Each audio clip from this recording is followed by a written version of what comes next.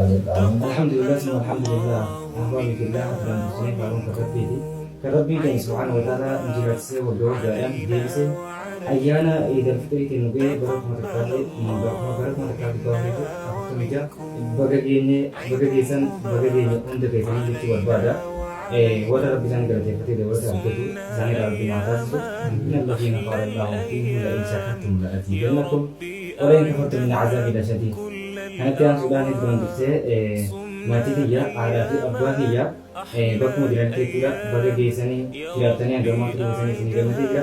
Bakka gammadanii jiraadhaa hambee naaf dheeradhaa jiruu gaarii jiraadhaa ni barbaada.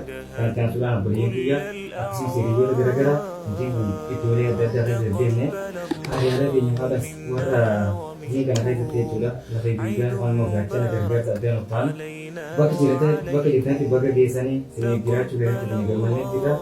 Ana jiraatu hundi keessan bakka jiraatanii Eid Mubaarak bakka geessan isin jechuu barbaada.